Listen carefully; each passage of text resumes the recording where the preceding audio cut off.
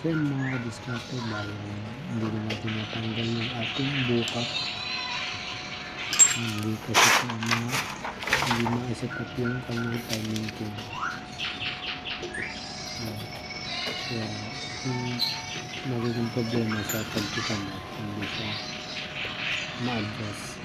Kaya papalitan na natin, isiraan na natin yung bukat. Hindi natin para hindi na kasi kung baklas natin gamit yung basket na may basket na warm up na natin yung pinag-isiratan ng basket. Kaya hindi na natin yung bukat. Gamit ko rin po. So bago meron tayong mag-structure dito yung gagamitin natin. Bubutasin muna natin dito. Lalagyan natin ng butas gamit ang drill para ma-pasok natin yung bolt structure para mapihit natin. Hindi pa kasi So mga kadiskarte, bali yung ating bukat bilhin. Pero doon sa ating stator cover ay kasi kasya yung piso. mahirap baklasin. Kaya First time nitong baklasin. Ito na baklas na kaya hindi matune up na ating sabon ng ating breakbook. Hindi mabilis. Try natin na ng baklas.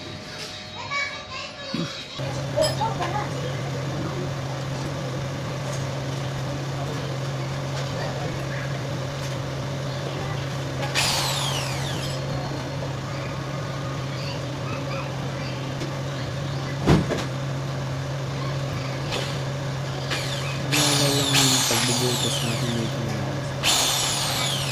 hindi natin parasahin i-adjust natin yung speed kasi pag mabilis yung speed ng ating drill mabilis pumaroll ng ating drill. So hindi lang bago yung ating gagamitin kasi drill bit ay mga ilang gamit lang mabilis yung pumaroll lalo hindi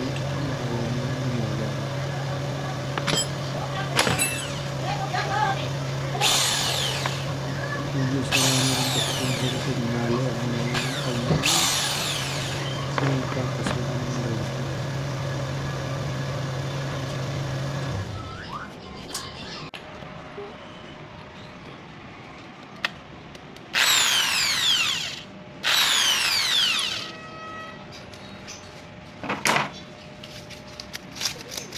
Yung bago na yung bolt structure na tayo.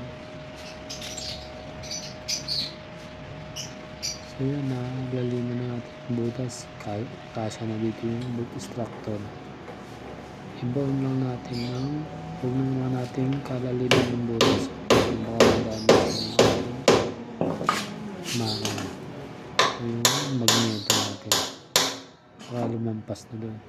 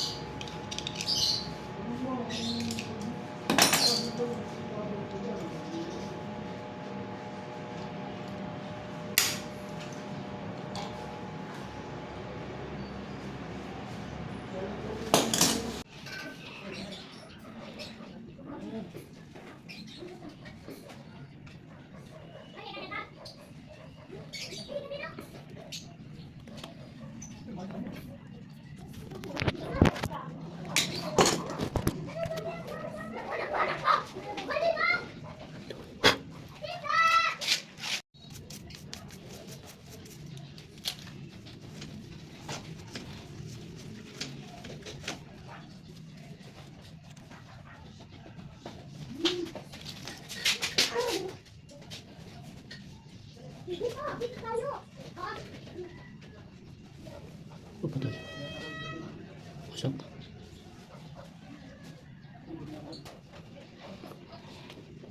Baklas na naman to. Marireels.